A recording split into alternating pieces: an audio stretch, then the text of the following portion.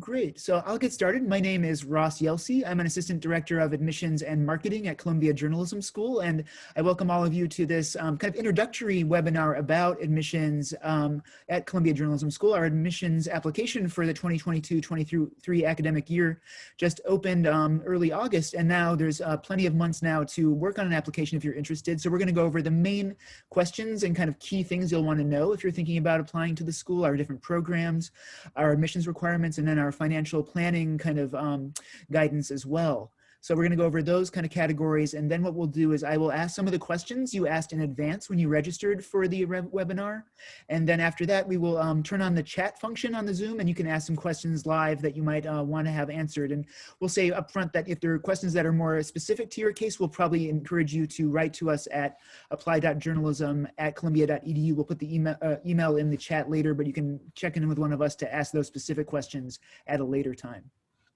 But first, I'm going to ask my colleagues here in the admissions office to introduce themselves. I think we'll start with Christine. Would you like to go first? Sure. Thank you, Edwin. Hi, everybody. I'm Christine Souders. I'm the Associate Dean of Admission and Financial Aid here at Columbia Journalism School. I am so excited to see so many of you here. We'll be talking a lot about journalism. It's really an exciting time to be considering a career in journalism, to be considering further training in journalism.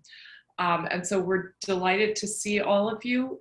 We look forward to answering your questions, and we also hope to see some of you perhaps next year. Over to you, Ross. Great. I think Taryn, did you want to introduce yourself? Yes, absolutely. I'm Taryn Elmansar, and I'm the Assistant Dean for Financial Aid and Admissions. Echoing Christine and Ross, welcome, welcome. It's very exciting to see all of you and to join us from all over the world, just so that you know you're pretty much reflective of our student population, who about 1/3 are coming from our international. So welcome, and I look forward to speaking to each and every single one of you. Great. And I think Edwin? Sure. Thanks, Ross. I'm Edwin Isaac. I'm the Associate Director of Financial Aid and Admission. Just once again, just welcome. And we are here to answer your questions throughout the process of you deciding what is the best institution for you guys to proceed in your profession. Great. And David, I think you've joined us as well. Hi, everyone. Thank you for joining us today. My name is David Hooker. I am work in the admissions office and financial aid as a coordinator. Very excited to have you join us today. Very looking forward to this session and to being in touch throughout the application process. Thank you. Great. So that's the team here in admissions. So we're all happy to answer questions, through the apply.journalism@columbia.edu email address, and we'll be hosting other webinars throughout the fall about specific programs and about other key questions you'll want to kind of address before you think about a future at Columbia Journalism School. But for today, we're going to do a general overview and show you also how to navigate our website, which has a lot of the key information you're going to be looking for in terms of the programs, in terms of the cost of attendance, in terms of the admissions requirements. And so we'll show you as we talk about it how to navigate our website as well. So in order to do that, I will share my screen in a second, and then we'll be able to look through the website together, and we'll go through where to find some of the key things you'll want to know about all these different aspects. We'll start with programs, and then we'll talk about the admissions requirements, and then we'll talk about the financial planning. Great. So I'm going to share my screen. One moment, please. Great. And so this is our website, Columbia Journalism School's website, our homepage, journalism.columbia.edu. Likely you've looked at this page before, but we'll show you specifically how to look around it and find the things that you'll want to definitely keep in mind when you're kind of figuring out what program might be the right fit for your interests and your skills, and for just planning ahead about how to apply and the things you'll need to get in order in order to submit an application this year or in any year you're going to apply to the school. So we're going to start first with the academic programs, and you can find them here under programs. And if you look, there's a drop down, you'll find all the different programs. They'll kind of show you the different menu of things you can choose. And we're going to start with the Master of Science program. That's our largest program at the school. It's what most of our students are studying in. It's the foundational degree program for our journalism school that really offers all the key training for anyone who's starting a career in the profession. And so if you go to the Master of Science page here, you can look down and it will give you some of the information you'll want to know about in terms of who should apply for this program and what the kind of curriculum will look like. And giving you an overview of that, I can say that you should look at the who should apply section of each of these pages. Is really helpful. This gives you a sense on what these programs are suited for, or who they're suited for, I'm sorry. And so for the MS program, you can see this is a program that is for people who may have been already working in journalism for a couple of years and really want to take their skills, take their careers and build their skills and take them to the next level. It's also for people who may not be totally really experienced in journalism at all. So you may have been studying something very different in college or in graduate school and want to change and build the skills that you'll need to have in journalism to pursue a career in that. And it can be people who have been working for many years in another career path, whether it's in business or medicine or law or other realms teaching, who want to now, pursue a journalism kind of career, either as a full career or a side career, but want to gain really cutting edge skills to do that at a high level. All of those people are invited to apply to the MS program because it doesn't really presuppose a lot of journalism experience in order to do it, because it really builds the fundamental skills in the curriculum itself. And so you can see that this program has full and part-time options. Most students take the full-time program. It's a 9.5-month program, 2 semesters, where you go through all the key, skill building for writing, reporting, multimedia, storytelling, all the foundational skills you'll get. There's also a part-time program, which is a 5-semester program that's usually suited for working professionals who are, usually in the New York area or who are U.S. citizens or permanent residents and are able to work while they are doing the program. And then to get a sense on what the curriculum is, generally for the MS program, you can see the curriculum page here. And if you just drop this down here, it'll give you a sense of what the key building blocks are for the Master of Science program. And so it doesn't exactly show you exactly how these span out in terms of timing for the program, but I can tell you how they would fit in the different semesters. So basically in the fall semester of the full-time program, you will take a reporting module. The reporting module is what's designed to really give every student in our MS programs all the essential skills of a reporter. So that's a class that will send students out into New York City to do a variety of stories, different types of topics, different types of deadlines, different lengths, different types of mediums. So you can really, feel like you come out of that class knowing how to do essential journalistic things, whether it's, report a story that has a deadline of that evening, or whether you have to do a longer, more rigorous story that requires several days or several weeks to really, get all the sources and all the information in there. So you'll get a really, you'll feel really confident coming out of that class that you know how to do the essentials of reporting. And so that's what all the MS programs will start with. And then there's also a class called Image and Sound, which students will choose from in the fall semester, where you will get the chance to, deep dive into one area of image and sound. And those options are audio, data, photo, or video. So you get to choose one of those, and then you'll get, a real kind of introductory, lesson into how to do that kind of reporting, whether it's, radio podcasting or photography, photojournalism, or videography and short documentary storytelling or data skills. You'll learn all kind of the essential skills to really be able to work at a high level. And you can also choose to pursue those interests, those particular mediums further in our curriculum if you want to in the spring semester, which we'll get into in a moment. And also in the fall semester, you'll be taking a written word class because we feel like every MS graduate should really know how to write with clarity and elegance and kind of creativity. And so that's a class where you get to, have a 7-week seminar with a core faculty member writing about certain topics. You'll get to choose, some areas of focus for what you want to write about in that class. And you'll be in a small seminar where you'll really get to do a variety of writing assignments and gain, a really good ability to be able to walk into a newsroom in the future and be able to write with confidence and clarity about a variety of topics and have that training from that class as well. And also in the fall, everyone we feel like who comes out of our school should have strong investigative skills, regardless of whether they want to pursue a career in investigative journalism for sure or not. So we have an investigative techniques class in the fall where you learn all the essentials of kind of investigative work, like information requests, interview techniques, looking, for sources and data online. All of that will be in that class as well. So you're going to get a good primer in that no matter kind of what you end up doing later. We feel like everyone on the job might need to, rely on those skills in the future. So you get a good amount of knowledge about how to do that no matter kind of what path you take in the MS program. And then there's also in the fall and spring semesters, journalism essentials. And usually this is broken into both semesters. You take 2 two of these kind of 4 topics throughout the curriculum, so you have a good sense of the context of the profession you're going to be working in. So there's a law and ethics and history and business class. So you get a sense on the legal aspects of journalism, the ethical questions you might run into, the history of journalism, not just in the US, but in a global sense, and business as well. So you understand kind of what business forces are affecting how we share news now, the different platforms, the different ways that newsrooms makes decisions in terms of business. So you'll get all of that training as well throughout the curriculum of the MS. And then just breaking into the spring semester is your chance to take 2 15-week seminar and production courses.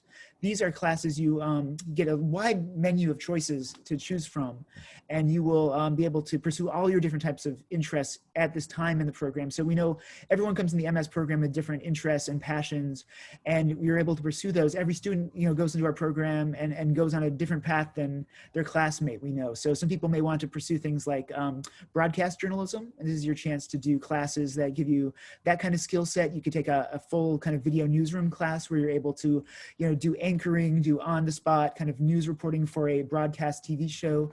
You're able to learn key photojournalism skills if you want to pursue that as a real area of focus. You can do magazine writing, you can do sports journalism, business journalism, conflict reporting, things like book writing for people who want to go into that kind of route, as well as classes on specific subject matters, such as covering religion, covering race, covering climate change, things like that. So this is a chance for everyone to customize their education in the program and really, build deeper knowledge, deeper skills in the areas that really matter to you.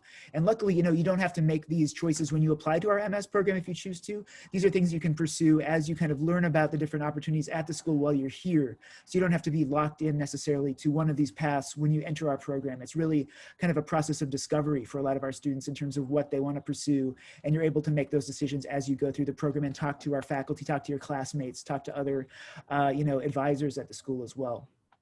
And finally, there's a master's project in the MS program, and the MS program, all students will be doing this. It's a deep dive, big reporting project that's usually done in print, but could also be done in audio as well. That is your chance to do kind of a capstone reported project with a lot of sources, a lot of ambition, and you get an advisor who will work with you in the fall and spring semesters to first develop this project, and then to figure out how you're going to report it and actually do the reporting during the year, and then start to create new drafts of it and finally turn that in at the kind of midpoint of the spring semester. And this can take different paths. So you can pursue all sorts of topics, again, that are meaningful for you. So we'll have students who want to do an investigative story, some who want to do a story about sports, about arts, about scientific issues, about business issues. It's really open-ended as long as it's a very well-reported story that has some relevance. You can work with advisors, and we'll have the right kind of people on our staff to help advise you kind of based on their expertise as well through the course of the master's project. And this is a great opportunity to really do like a professional level, deeply reported piece of work while you're at the school, and have that as a calling card when you finish the program as well. Great, and that's kind of the MS program general in a nutshell. Does anyone on our staff want to add anything to that at this time? Pretty thorough. Great. I will add that there are 2 specializations, and if you look at our website, you might sometimes think that you have to choose one of these 2.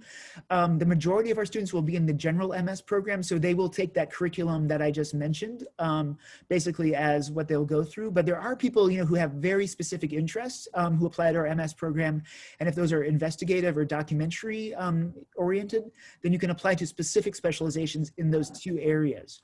And so if you really know already that you want to do investigative reporting, investigative journalism as a career, that you really want to do that kind of, combing through records, the kind of really arduous work of sometimes, going through financial information, government documents, corporate documents, things like that, and really want to do accountability journalism, you can apply specifically to our Stabile investigative program. It's also 9.5 months. It's a full-time program only, and it will have some specific requirements in the application that we'll mention later. But overall, that's something you can apply to that will give you a more specific grounding in those skill sets for an investigative journalist. And similarly, we have a documentary specialization, which is for people who definitely want to do a career in documentary filmmaking, where you're going to spend another semester, a third semester in the program over the summer, following the time where everyone else will graduate from the general MS program, producing a short documentary, oftentimes with a partner. And this is a program that will let you really build the key storytelling skills, the key technical skills to be like a professional documentary journalist, and learn about all aspects, the actual reporting in a documentary fashion, the post-production, the editing, and also the business of it in terms of how to figure out how to pitch projects to different distributors and to festivals, how to get grants to do documentary stories, all of that. So you're going to get a full-fledged real education in the both the art and the business of documentary storytelling in that specialization. And again, that will be a program you can apply for specifically by kind of adding a third essay into our application when we talk about that will indicate why this is the path you want to take. So those are the two specializations. We have questions a lot from people who want to apply specifically to a broadcast specialization or to a sports journalism specialization, and we don't actually have specific specializations you need to apply for upfront for those. So for everything else, if you have those interests, you can pursue those in the general MS when you're applying. So that's how the program works at our school. It may differ. Some other schools have a lot of different programs you apply to specifically, but for the MS program generally, you can apply to that and you can pursue a real range of stories and topics and mediums within that particular program. Great, so I'll scroll back up now and you can explore again on our website all of these kind of issues in more depth as you go through the page. We also have our MS Data Journalism program, which is a relatively new program that we have started about 3 years ago, I think now. This is a program that is for people who are really interested in gaining data journalism skills that will help you really report using data. That's the key skill set we really want people to build in this. So it's about looking through like data flows, complex kind of numerical information, things you can scrape off of social media or from other kinds of sites, and kind of making sense, seeing if there are patterns in a lot of different data that you find, and learning the kind of computational skills to be able to look at those kind of data flows, this kind of sometimes very daunting amount of information. So it's for people who really want to pursue that path. It's for people who definitely want to report using data. I know some people might be interested in doing visualization of data through maps and graphics and graphs and things like that. And we do teach those skills, but the real kind of focus of this program is using data as a reporting kind of source base. And so you'll be mainly focusing on how to do that really well in an investigative fashion in some regards, but also in other kinds of stories as well. A lot of the faculty who have been a part of this program have been involved in things like the Panama Papers. So looking at, financial information, that kind of thing, and seeing if there's wrongdoing or some sort of, interesting kind of pattern of corruption or things like that, using data as the key tool. And so this is a 3-semester program similar to our documentary specialization. It has a 3rd semester in the summer where you'll be, focusing, both on the reporting skills. You're going to do all the key reporting education that all of our MS students will be getting, as well as learning more of the computational skills, whether it's coding or doing kind of, graphing and visualization techniques as well. So you'll get a mix of those courses, but everyone that comes out of this program will be very confident as reporters and storytellers, as well as confident people who can look at a very complex kind of set of data and be able to on their own make sense of that and do some of the computational work to make a clear sense of whether there's a story that will come out of this data and whether you can kind of confidently know what to make of it. So you'll be a very valuable kind of member of a newsroom that might be looking for someone with both of those skills, the reporting skills, the storytelling skills, and the data kind of analytical skills as well. And so this is a program that doesn't necessarily presuppose that you have a huge amount of reporting or data knowledge. It's good if you do, but you can definitely come into the program. They really start from scratch. So if you haven't done coding or you haven't done a lot of work in the computational realm, they do start from, really like an introductory level for that. So people who haven't done much of that but want to pursue this, you can feel like you could apply for this program. And similarly, people who haven't done a ton of reporting are also welcome to apply for this program. But I think it's a program that for people who have that commitment, that they're really ready to kind of dive into 2 very challenging things, reporting as well as data kind of analytical and visualization skill building as well. So there's going to be a lot of kind of work, a lot of really interesting things you'll be jumping into, but it definitely will be for people who have that passion that they really want to make sense of data and tell really interesting stories with data as the kind of key central kind of source for your storytelling. Great. And then I will also talk briefly about the dual degree program we have with the computer science department and the engineering school.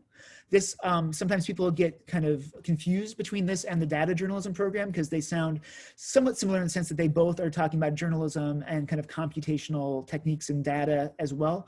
But the dual degree with journalism and computer science is really for people who have already done, high-level computer science work as undergrads, that you have probably majored in computer science or maybe minored in it and know a lot about algorithms and have that training to kind of dive into a graduate level program in computer science as well as in journalism. So people who have that background would be eligible for this program. And it's for people who probably, are interested in doing kind of a combination of kind of journalism and kind of computer science software development. People who might want to work in an R&D division of like a newsroom or a media organization, developing software or applications that can help people on the reporting side do better reporting, and also for consumers who are consuming news have new ways of kind of engaging with stories and content as well. So it's for people with that kind of ambition, and it's a 2-year program, and you can see on our page for that a bit of the curriculum breakdown too. So it's a 2-year program that spreads kind of different modules between our school, the journalism school, and then also in the engineering school's computer science department. So you'll have, an integrated kind of mix of journalism training as well as computer science and computational training. And usually the people in that program will produce a master's project that will be some sort of software or application that could be used in a news or media setting in that program. And this is a program, and we'll talk about it a little bit more as we get into the application details, that you would apply through the engineering school for if you're interested in applying to it, even though it's a program that is run kind of between both of our schools. The key application, you only apply once for the dual degree in computer science and journalism. You'd apply through the engineering site for that.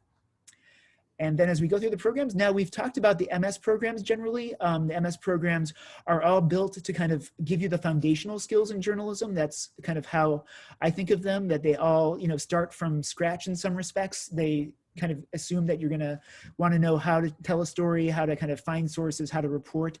And that will differentiate it from the Master of Arts program. And the Master of Arts program, which is, sometimes confusing because, Master of Arts and Master of Science are often interchangeably used in different, places in the US and in other countries.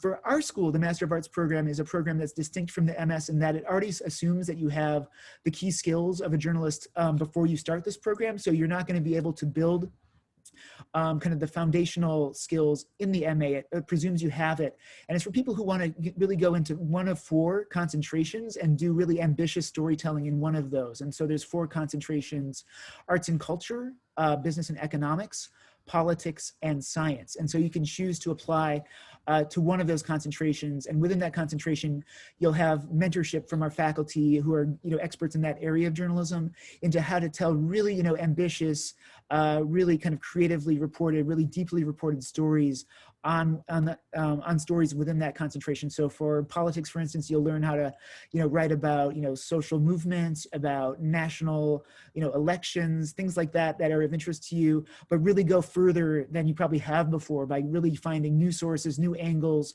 looking at different contexts that are a little bit more, wide ranging to tell those stories. And one way we do that is that program will allow each student in the MA program to take 3 subject area courses in departments outside of the journalism school to help you kind of gain more knowledge about, whatever particular concentration you're in. So for instance, in arts and culture, you could take a course in the architecture school or the School of the Arts and learn more about film or theater or literature. You can take classes in anthropology or in history, all of these different areas. So you can find courses that are meaningful for you and kind of reporting you want to do to get more contextual knowledge about the kinds of journalistic stories you want to tell in the future. And in this program, you'll be doing a master's thesis, which is a longer, again, like magazine length story that you'll have the guidance of a faculty mentor, very similar to the master's project, but longer in terms of its depth and length, literally. And you'll have, again, like 9 months to basically develop this story, produce a story that's, you know, of the highest caliber. A lot of our students really have this program, use this program as the chance to really have the mentorship and the kind of the ability to find sources to tell a story that they wouldn't have had the chance to do otherwise, and to really push themselves and create something that's, you know, really going to be very, you know, a really strong calling card for them, whether it's published or not in a major venue. It's something that they can show they can do journalism at the highest level through the MA program. So this is intended definitely for people who have already done journalism, know how to tell stories, have already worked potentially as a reporter for 3 or more years, but want to take their career to the next level through this kind of experience and this training. And so I'd encourage people who are in that kind of you know, professional situation to apply for this kind of program. I would say that if you haven't really done storytelling in a journalistic way at a high level before, if you haven't done multi-sourced journalism where you're getting multiple sources in a story, or if you really want to gain skills in a range of different mediums, say podcasting, video, photography, then I would not apply for the MA program. The MA program is definitely more for focusing now in a deeper way in one of these areas, but it won't give you that same kind of menu of options that the MS program will give you in terms of both building foundational skills in journalism and also getting to pursue a lot of skills in different multimedia platforms. That's really what the MS is for. And the MA is more of this deep dive into specific areas of journalism and really kind of starting from a higher level where you're already kind of presumed to know how to do the essentials of reporting once you step into the classroom for that. And so that wraps up the MA, and then I'm going to move over to the PhD, and I think my colleague Christine Souders will talk a bit more about that program, which is very unique in itself, and kind of what that entails. And Christine, if you'd like to chat about that, that'd be great. Sure. And Ross, if you could bring up the PhD page for me, that would be great. Mm-hmm. What I want to start with first, for those of you who think you might be interested in doctoral level studies, this is a program in communications. So it's a doctoral program in communications, not in journalism. And it takes a multidisciplinary approach to the study of communications. It's housed here in the journalism school, but the students who come into this program are interested in communications in a very, very broad way. So looking at communications through lenses that concern relationships with people. They look at economic views, technological views, social views, political views, kind of takes in the entire gamut of different types of communications. We've got 4 primary faculty members here at the journalism school, but because it is a multidisciplinary program, we have faculty participating from Teachers College, from the Graduate School of Arts and Sciences, from, for example, the Sociology Department, the History Department, the Politics Department. There are also faculty members at the School of International and Public Affairs. So just to give it gives a lot of breadth to the program. Students are generally taking at least one course here at the journalism school, but many of their other courses at Columbia will be at other divisions at Columbia. The doctoral dissertation that everybody produces to complete the degree program can cover a wide variety of topics. What I would encourage you to do is take a look at the website under the doctoral program, and it will show you, if you could click there, Russ, on the recent student work, you'll find the dissertation abstracts or links to the dissertation abstracts of fairly recent graduates.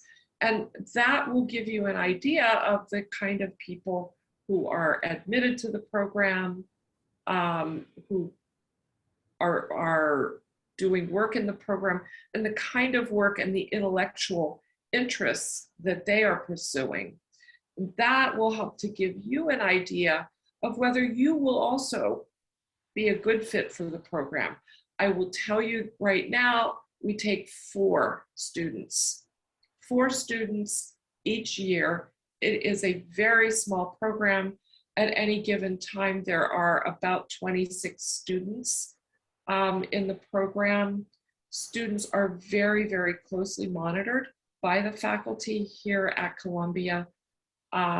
Most of our doctoral students go on to academic teaching careers. So they are going off to universities, either in the United States to teach communications, or to universities outside of the United States. Very occasionally, we've had people go into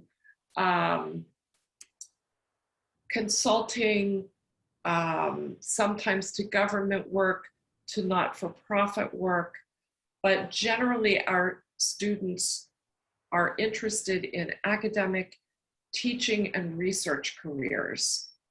The program does not focus on journalism, although you'll see from the student list that there are journalists in the program, but they are journalists who have decided that they want to pursue academic teaching careers. Thank you, Ross. Yes, you'll also be able to see on the website the bios of the students who've been admitted pretty much in at least the last 10 years.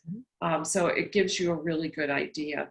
The other thing I would encourage you to look at as you think about a possible application to the program is look at the faculty bios, look closely at them.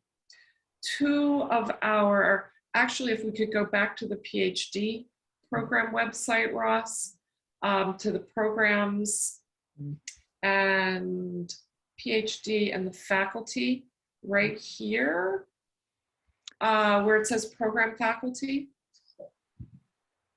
You'll see a list there of the program faculty, both those who are located here at the journalism school, but also who teach in other divisions at the university or even here at the journalism school. These are the primary faculty for the doctoral program.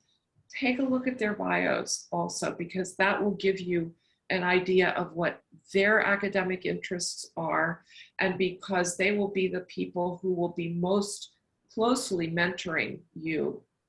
You want to see if you're going to be able to find people here who share your interests and who are going to be able to support you appropriately. Doctoral study it's a program that you're in for the long haul. Our other programs are generally a year, possibly 2 years.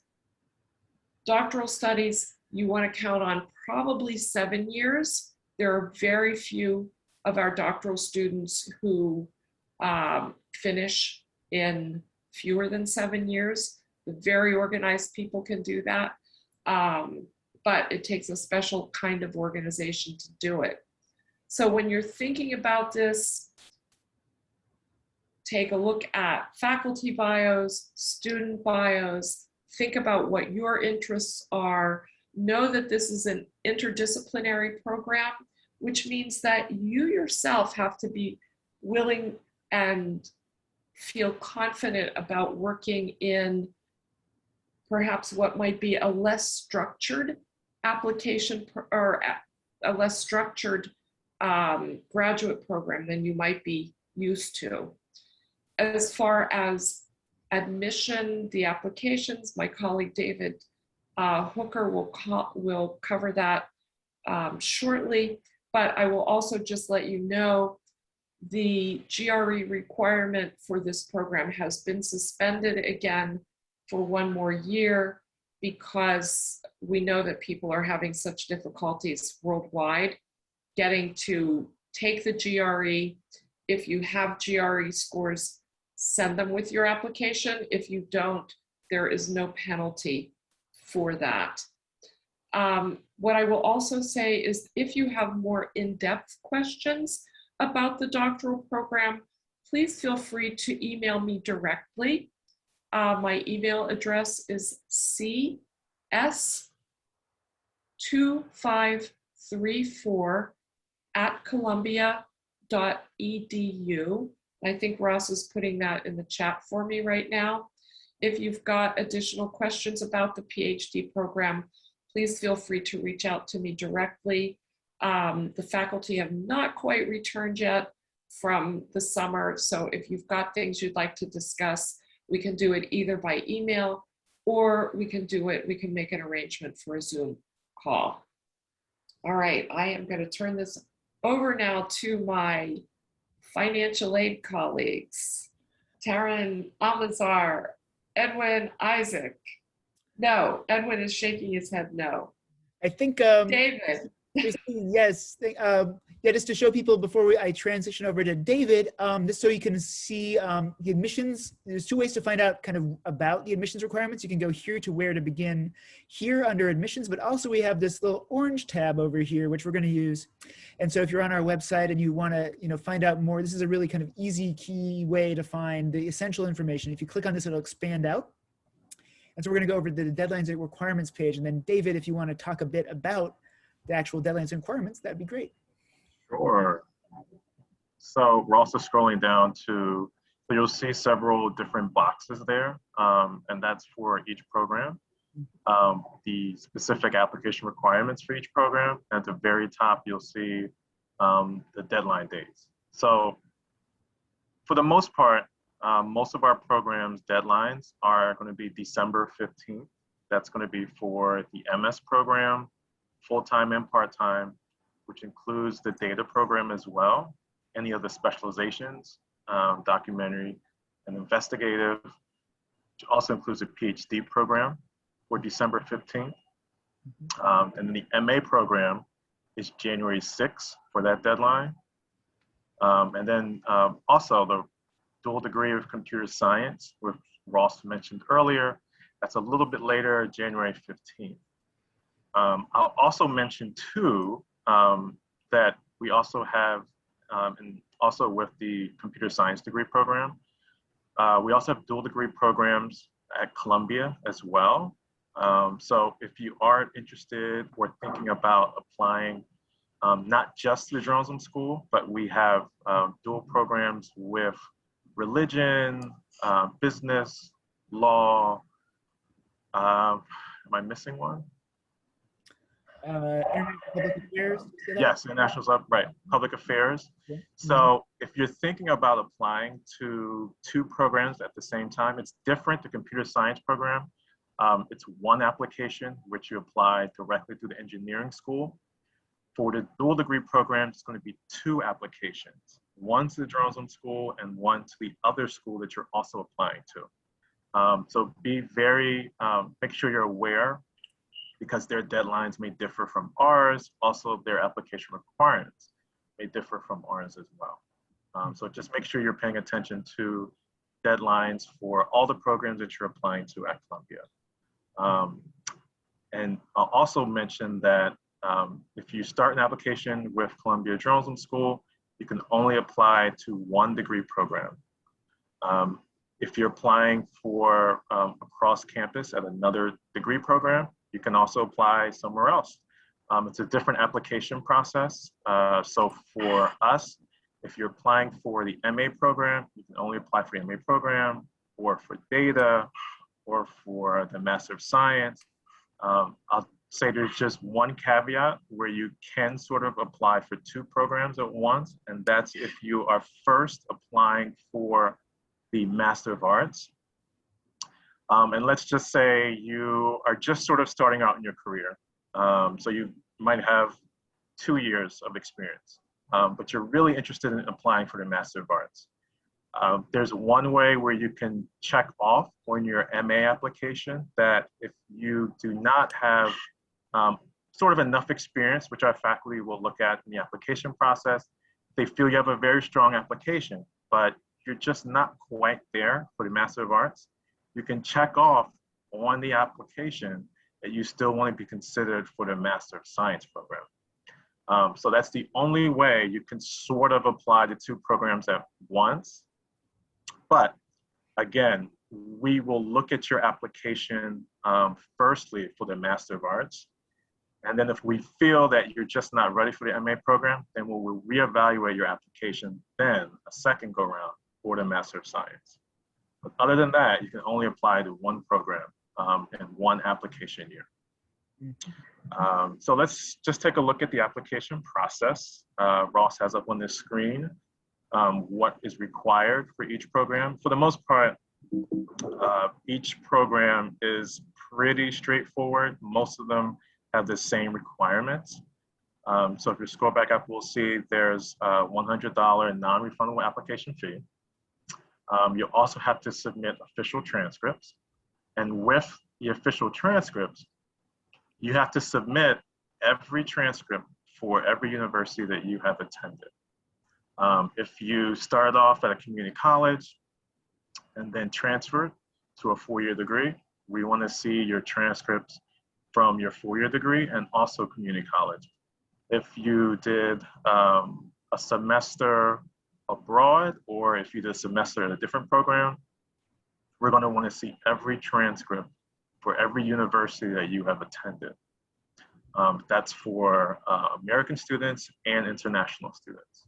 So just make sure that you're paying attention where to upload the materials. You don't have to send them in. You can submit online your transcripts within the application portal. There's a specific section called education section, and you list at the very top all the universities that you've attended, and then just below that will be sort of a drop-down box where you'll click and then you'll upload each and every transcript for every school that you have attended for your undergraduate degree. Next, we'll look at 3 letters of recommendation. There's no preference for academic or professional, but you do want to really think about and consider who you're asking. You want to make sure that you're asking folks who have either, you've either reported directly to, so like a supervisor, or a professor that you had in a classroom with. So at some level, they either read your work, evaluated your work. If it's professional, they did your work evaluations. You want to really ask people who know what you've done and can talk about your experience. They can talk about your potential as a graduate student or your potential as a journalist. It doesn't have to be journalistic. It could be, so for my career changers, if you worked in education or law or medicine, you can ask a supervisor in that sort of realm to write a recommendation letter, because they can still sort of talk about different characteristics that you have, and things that you've done, which can translate to a field in journalism. So recommendation letters, make sure it's someone that you work directly under and reported, or that you reported to, so they can talk about your experiences. Next is the writing test. It's a 90-minute exam. It's open-ended questions. You actually will start doing that towards the end of the application process. That usually opens up towards the end of November, beginning of December. So while you're already getting your application in, we'll send you notifications about how to sign up for the writing test. It's a virtual test, so you don't have to be in New York. You can take it pretty much anywhere. All you need is a stable internet connection and also a webcam. Think about, the types of things we're looking for in the test. It's not something to trick you up. We're just asking general journalistic questions, just to see if you're thinking about, how to be a journalist, what sort of questions to ask, who to ask, those sorts of things. We're not, please, I have to stress this. There is tests from like 30 years ago floating around the internet, which has like maps and, how to talk to, the names of the senators in the House of Representatives. None of that's on the test. So don't waste your time trying to memorize stuff like that. Just make sure you're keeping up with current events, making sure that you're following the news, and just thinking journalistically. If there's a scenario of, specific cases, but we'll actually like case studies, how do you do this? How would you do this? it's more of, if you're a journalist, what's the first thing you do? What's the first steps that you take? So things like that. It's more critical and analytical. It's more of a thought process. It's not really something you can study for, but we're not trying to trip you up. It's very straightforward.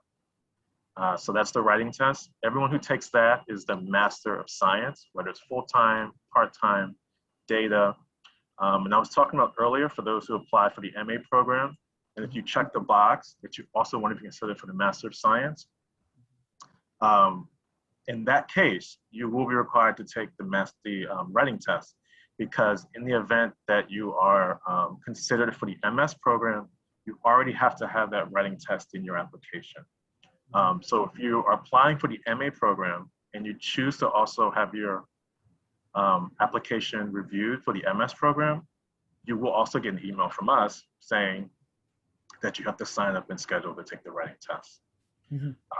So that's the writing test. Next, we'll look at the TOEFL and IELTS for my international students. The TOEFL and IELTS test exam is required for those students who did not complete their undergraduate bachelor's degree at an English language university. Doesn't have to be in the US, but the medium of instruction has to be in English. And what I mean by that is every class, every exam, everything that you've taken for all 4 years, or 3 years for international students, has to have been completed in English. So if you have any questions about that and you're not sure, you just want to confirm, just send us an email. Tell us what school you went to and the number of years that you were there, and we'll let you know if the TOEFL or IELTS test is required.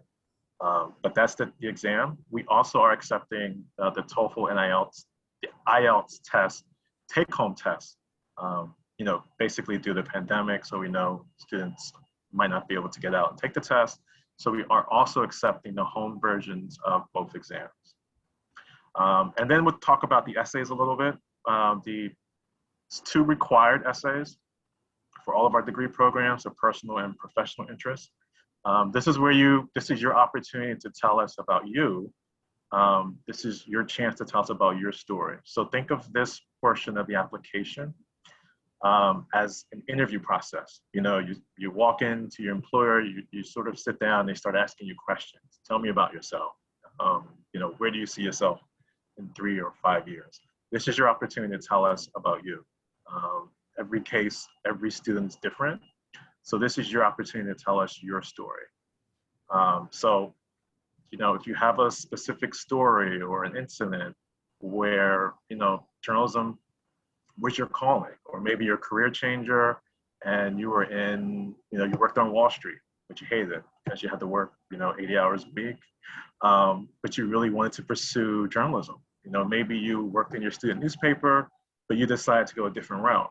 Tell us that. This is where you get to make your case for why you're applying to journalism school. There's also specialization essays, as Ross talked about, the investigative and documentary concentrations within the MS program.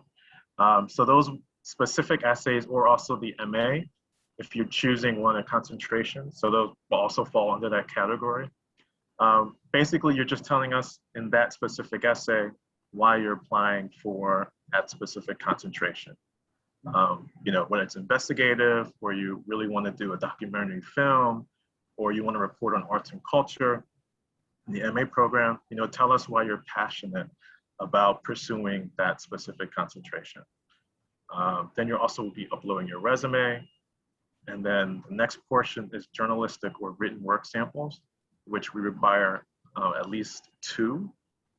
3 is the max that you can submit. You'll see sort of the guidelines for how long it has to be. It's on the application, but it's 15 pages. It has to be your work. We strongly discourage work that's either sent from working together as a team or copy edited. It really has to solely be your work. So I know that question comes up a lot. If you have any specific questions, is this appropriate to submit? Just feel free to send us an email and we will let you know. And then as Christine mentioned earlier, the GRE, that's really only required for the PhD program or the dual degree of computer science. But because of the pandemic, it's optional. So if you have the exam with you and you want to submit it, absolutely. But it's not required for this year. Although I think for the dual degree with computer science, it may still be in place because that is a degree that really, they need to know if you're able to do the quantitative kind of work that they will expect at the graduate level for that particular program. So that will be in place, but PhD is optional this year. Thank you, Ross. Mm-hmm. Thank you, David. Great. So you can see the rest of the information on this page. So if you're interested more in exactly what goes into the PhD or the MA, they're very similar in many respects, but you can see the differences as you scroll through and just get a sense on how each application requires slightly different things. But overall, this is kind of the lay of the land for how to apply for our different programs. This is all up to date. So everything that you're looking at now should apply for applications for this particular season. And now moving ahead to looking at how to financially plan for a potential education at Columbia, we'll go to this orange menu again, and we'll look at just looking at what the cost of attendance is. And if Edwin, you'd like to chat about that, we'll just give people an overview of that aspect of the journalism school. Sure, thank you, Ross. So yeah, we try to be very transparent with the cost for each of the individual programs.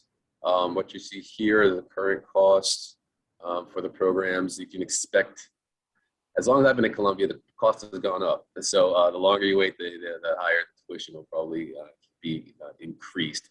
But just going real quickly here, just looking at the tuition and fees for the programs, and I'll talk a little bit more about the cost of living. But our Master of Science program, the full-time program, which probably most of you are interested in, which you can do in about 9.5 months, tuition and fees alone is about $80,000. Again, you can probably expect that to go up for maybe about 4 or 5% each year that you choose to wait. Moving right along, data journalism, that is an additional semester, so it's an entire year. So you see there the cost of attendance is about $114,000, $115,000. The part-time program is 5 semesters now. It's 2 years, 5 semesters. What you see there for the tuition and fees is just for the first academic year, which is about a little under $37,000. The second year is about $50,000, and that's because it's the second year is 3 semesters. So your first academic year is just the fall and the spring. The second academic year is summer, fall, and spring. And you're charged on a per credit basis as well. The computer science dual degree with journalism is 2 academic years, about 4 semesters. And you see there it's about $82,000. And then the MA and PhD is roughly $73,000. Now, the cost of living, again, now obviously we're in New York City. You can choose to live like a college student, or if you'd like, live a little bit more lavishly. It's your choice. Kind of suggest to live like a college student while you're here.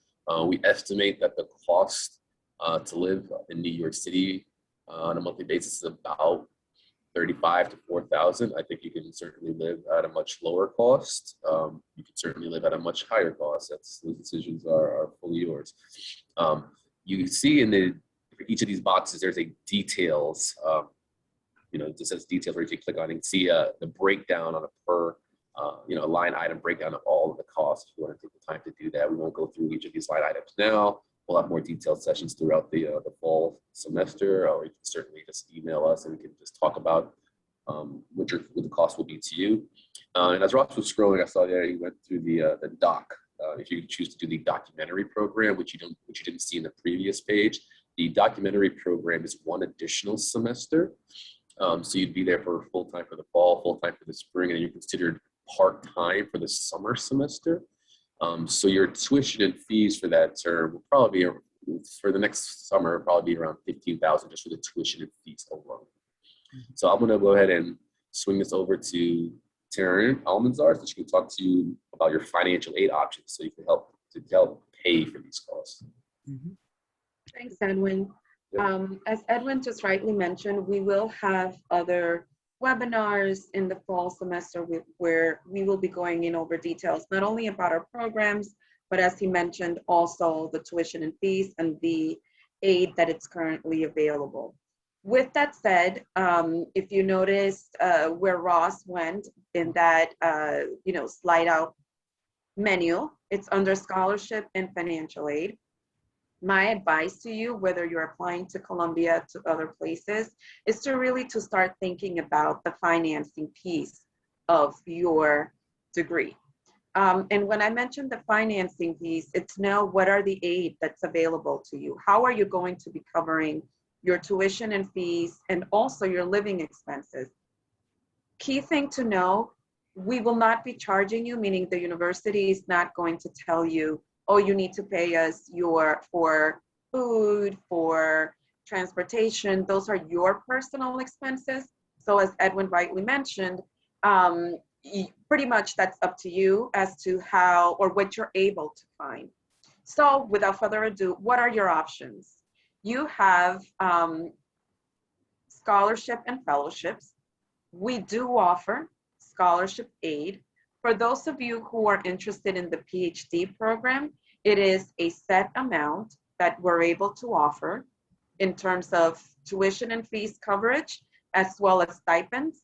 And you will find that information under the PhD program links. For everybody else who is interested in the master's degree program, let that be full-time, part-time, data, dual degree with engineering.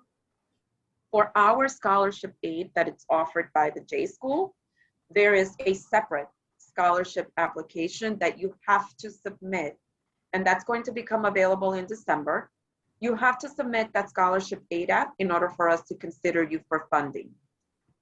Although we offer scholarship funding, I can tell you right now that it is not going to be enough to cover full tuition fees and much less your living expenses. So what does that mean?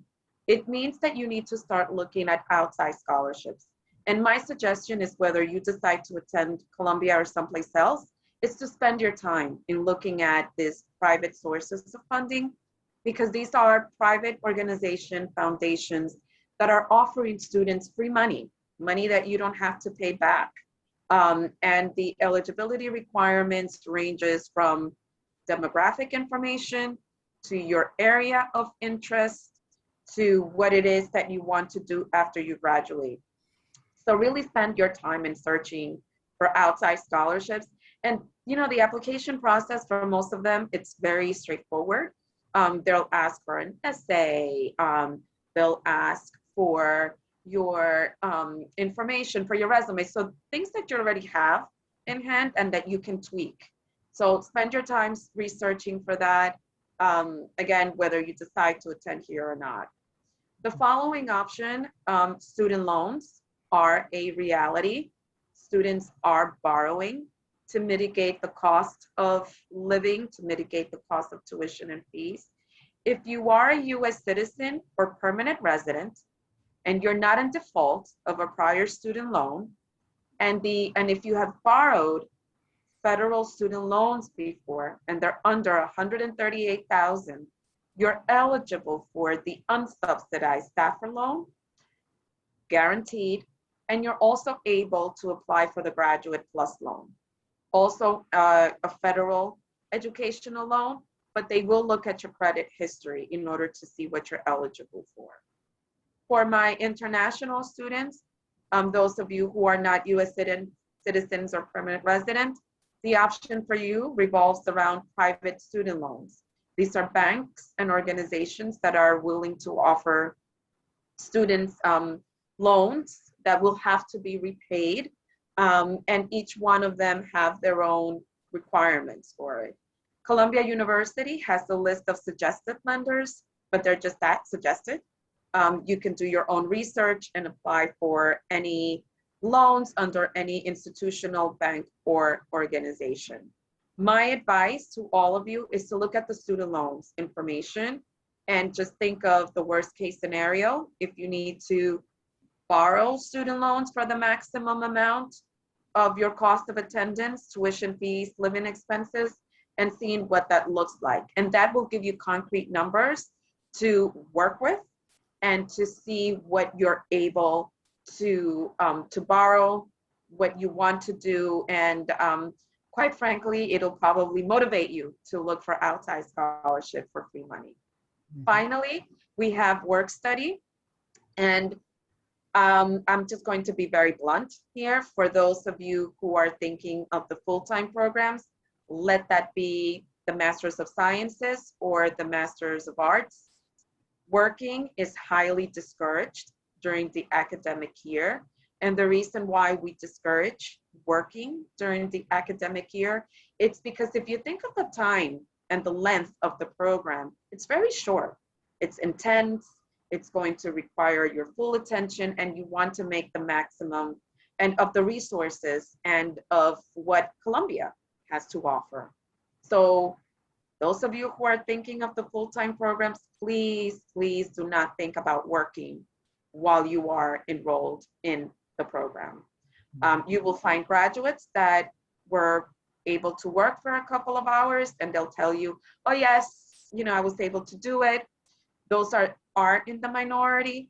And if you want to get the full picture, just ask them, how did that go for you? How did that work? What had to fall to the wayside in order for you to work? So those are the options. Like I said, these are just some very general information about what's available. We will have some follow-up sessions, but as Ross and all of my colleagues have mentioned, if you have any follow-up questions, if you want a one-on-one conversation, we're here. This is the time to plan for it. There's nothing worse than getting your admissions letter and at that time saying, oh my God, how am I gonna pay for this? Start working on it now, figure it out, have a plan for it. And with that uplifting note, I'm being sarcastic. I know this is not the most fun part of, but it's something that all of you have to think about. I'll turn it over to my colleague, Ross. Great, thank you, Taryn. We have about 15 minutes now to do a kind of a Q&A with questions that you might have. I've opened up the chat on Zoom, so people are welcome to put in some questions you have. I should mention, if they're very specific to your own situation, you're more than welcome to write to our apply.journalism@columbia.edu address with that. So I'm putting that in the chat now. And then we will also maybe not be able to get to every question in this 15 minutes. So if we don't get to yours, definitely reach out to us on email about that as well. But to start, it's a question for people applying to master's programs, I think. Is there any disadvantage to be an older applicant? If you were like, say, mid-career or older, retired, is there any reason you should be concerned about your eligibility for our programs? Anybody want to take that? Christine? Sure, I'll take it. There's no age restriction. There's no age requirement. Our age range usually varies from undergraduates straight from undergrad. And we have had students in the past who are well into their 60s. And I think this year we have someone who's in their 70s. So no age restrictions at all. Great, that's true. Thanks, David. And then a question about whether there's remote options for classes. Can you take any of our degrees remotely, whether it's the master's or the doctoral program? Unfortunately, we do not have remote degree programs available at this time. I think we do have, they're not degrees, but I think some of our options for professional programs, if you look on the website for like courses or seminars, they're non-degree. I believe some of those are available online, but our degree programs are not. Mm-hmm. Thank you. And then this is more for Christine. This is a PhD related question. A person noticed that, you mentioned that the program often lasts around 7 years or longer, but the funding is usually available for about 4 years. What do students usually do to cover the additional 3 or more years after they kind of complete that 4-year period? That's a great question. Generally, what they're responsible for at that point is their living expenses. And they usually are taking on teaching assignments. So whether teaching as adjuncts here at the journalism school or in another division at Columbia or at another university here in the New York City area. But that is generally how they are handling that. The other possibility, of course, if you're a US citizen or permanent resident, is federal student loans. And for international students, private loans. So if you're thinking about applying to the doctoral program, that sort of 3-year period there is something that you're really going to want to think about and plan for financially, because that is also the period during which you will be doing your research and writing of your dissertation. So the fewer distractions that you have during that period, the faster your dissertation will come along. Thanks, Christine. Question, I guess, maybe, David, if you want to answer this, is there rolling admission? So if people submit their application before December 15th, say for the Master of Science program, is there any advantage in terms of, do you get notice if you've been admitted early, or is there any reason that you should hustle and get things in right away? That's a great question, Ross. We do not have a rolling admissions. So whether you submit your application tomorrow or December 14th, there is no advantage. But I will say this, there is an advantage to putting together your application sooner rather than later, because there are things that come up that you have no control over. So if you wait till last minute, it's always better to plan ahead.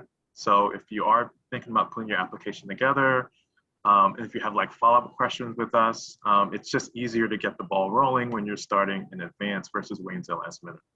So that's my advice, start early. Yeah, and I would say on top of that, for the recommendation letters, if you can identify your recommenders as early as possible and send them the prompt to do the essay, the recommendation essay, as soon as you can, that's the best, because I always talk to people who are, 1 week away from the deadline, who, their recommender still hasn't responded yet, and it's the holidays, and it gets very busy for a lot of people. So that's something to maybe get started with, especially early if you can. Great, a question. More to demystify the scholarship process, Taryn, about kind of how scholarship is decided. Is it merit only? Is it need only? How does that work? Yes, no, all of the scholarship funding that the J School is able to award, it's based on donations that are made to the school. And each donor has, their own eligibility requirements. So it could be based on country of citizenship, it can be based on the program, it can be in the area of journalism that you want to concentrate, so on and so forth. So we award the funds based on the eligibility requirement. If there is more than one person that meets that eligibility requirement, then we look at academic merit as determined by the admissions committee and financial need as determined by the scholarship aid application, submitted materials. And if you're a US citizen, permanent resident, we also look at the pre-application for federal student aid. So it's a combination really of all three. Scholarship awarding restriction, academic merit as determined by the admissions committee, and financial need. Another question while we're talking about scholarship. Is there any, I notice a lot of people are asking in advance, like, is there a way for our office to know if someone will get a scholarship or is going to be a good candidate for a scholarship before they apply? Or is there anything that, we can actually tell people at this point about that? Apply. That's all I can say. Apply, submit the scholarship aid application, and we will, at that point that you are admitted, I should take a step back and clarify that admissions is need blind. So we will not take into account your financial need, your scholarship aid application information. We do not look at that unless you've been admitted. After the admissions process, that's when we start evaluating what kind of scholarship the admitted student is eligible for and for how much. But the key thing, you need to apply. Before you apply, without that application, we cannot award you any scholarship aid. I'll also just jump in with a comment there and reiterate what Taryn said. Please submit the scholarship application. There are other schools where you do not have to submit the scholarship application, or there is no scholarship application because they use your admissions application. to determine whatever the scholarship awards will be. Here at Columbia Journalism, we must have the scholarship application. Both domestic and international students are eligible. Do not hesitate. And whatever you do when you get to the scholarship application deadline, which is January 15th, if you haven't done it yet, drop everything and complete and submit it, please. The worst thing for us is to get to April 1st and have somebody get in touch and say, oh, I had this, or too much that, or I wasn't able to do it, or I forgot, and what we will tell you is that we have spent all the money. Mm-hmm. Pay attention to the deadlines. They will be helpful to you. They will be helpful to us. But also know that Columbia Journalism is very much a deadline-driven place. Mm-hmm. Please make sure you press submit. Mm-hmm. There's usually a handful of students every year where they go through the whole process, get to the very end, and don't press submit. Mm-hmm. So yeah, make sure you do that, please.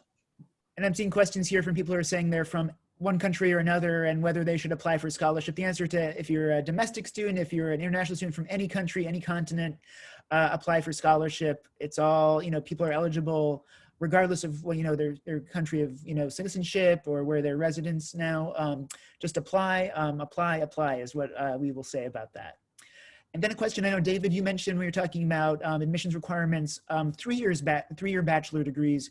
Someone was wondering, is it necessary that people have to have had a 4-year bachelor's to be considered for admission to our programs? So that's a very good question. So for the US, that's generally the rule. Like for your undergraduate degree, it's a 4-year bachelor's degree. But we also do accept 3-year bachelor degrees from international students. So specifically like India, you don't have to go through an extra year. 3-year bachelor's degree is accepted. But just make sure if you have further questions about that, feel free to send us an email and we can go over that process with you. But yes, we do accept 3-year bachelor degrees as well. And I think for the US, an exception would be if you, I know some people have AP credits and things like that, and maybe they graduate from a bachelor's program in 3 years, then you certainly would be eligible as well. What about people who might have just finished an associate's degree at this point? Is there any exceptions we can make for people in those situations who don't have a bachelor's yet? Right, that is the main requirement. You have to either have completed or be in the final year of your bachelor's degree. So for example, if you're a senior right now, that means you're graduating in the summer. And our application process runs from now until December 15th. So you are eligible to apply if you're graduating in the upcoming school year, because classes don't start until August. So we assume that you would have graduated by the time classes start. So if you're a senior, yes, you are eligible to apply. Mm-hmm. And then for people interested in our master's programs, is it helpful if they have a GRE score to submit that, even though we don't require it? Will it bolster their chances if they have a really good GRE?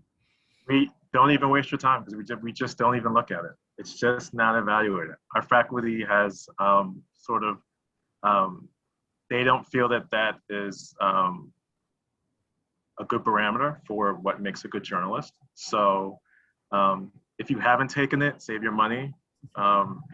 We don't need it for our school. If you're applying to another journalism school that does require it, then yes, but save your money, don't send it to us. Yep, just for the dual degree with computer science. That's the only one. Everything else, not necessary.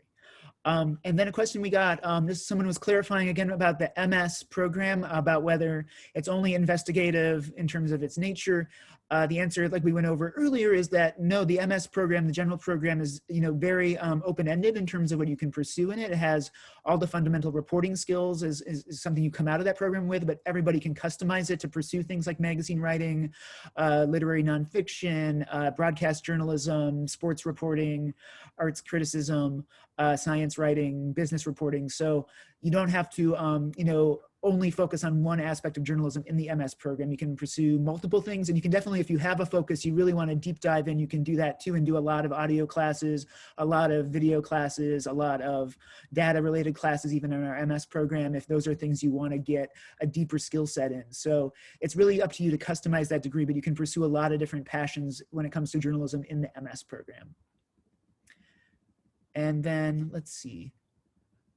One second here. Okay, and then maybe it's a big question to close out because I know we need to wrap this up today, but maybe if anybody wants to take this, we'll talk about this in the master's program, I think, generally, but what makes an applicant stand out? What kind of things will make their application stand out when people are reviewing them later in the process? Christine, do you have any thoughts on that?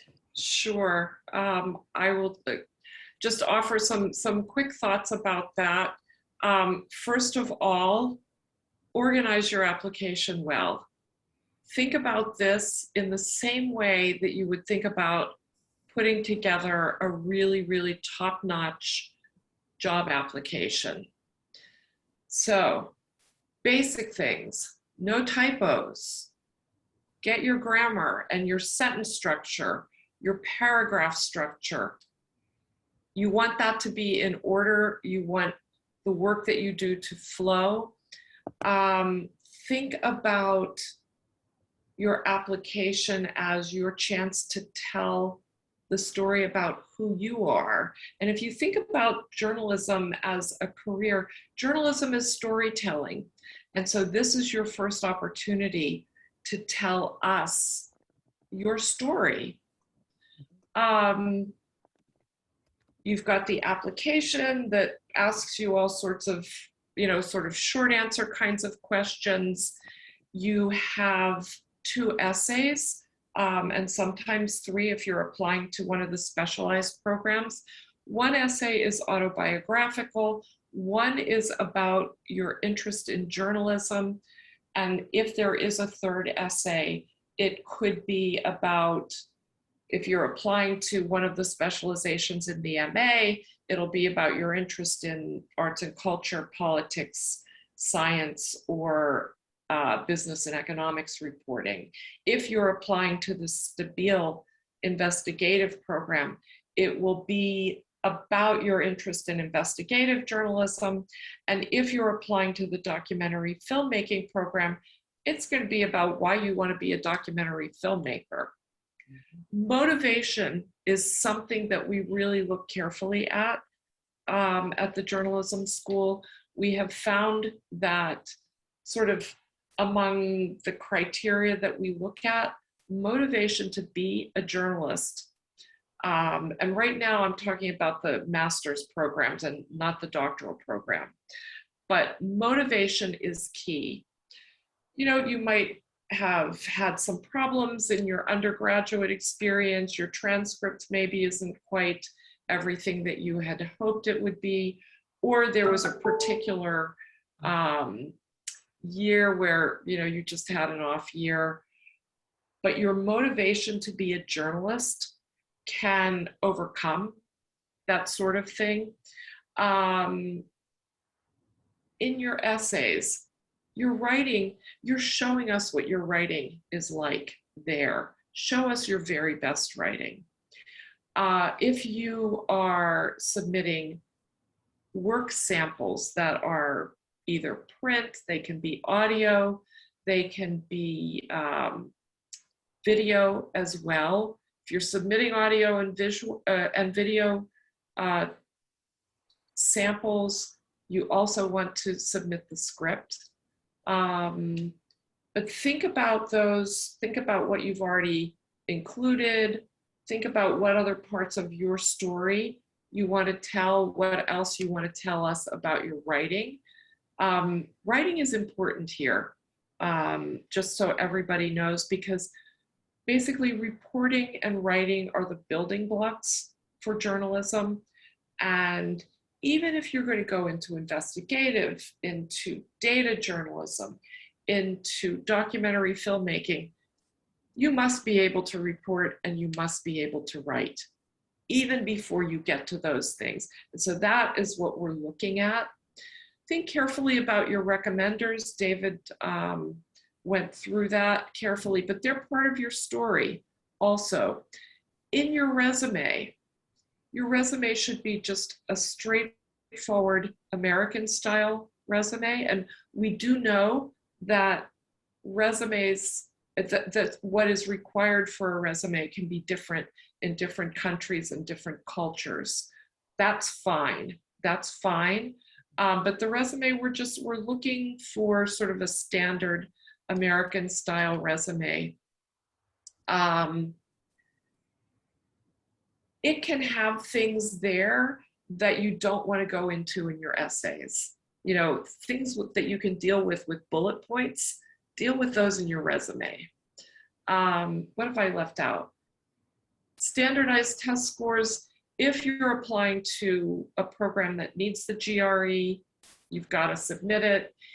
If you were educated at a non-English university, a non-English medium university, you will most likely need to submit either the TOEFL or the IELTS.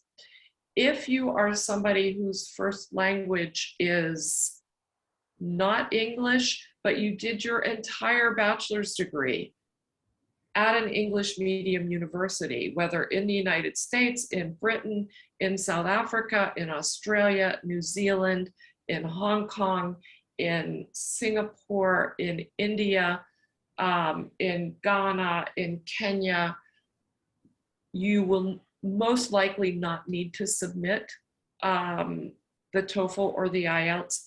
If you have any questions about that, just ask us. But those are all pieces of your story, and you should think about them in that way. You don't need to repeat yourself, and you want to use really plain, straightforward English. You don't need to embellish your language. We're looking for really good, straightforward English.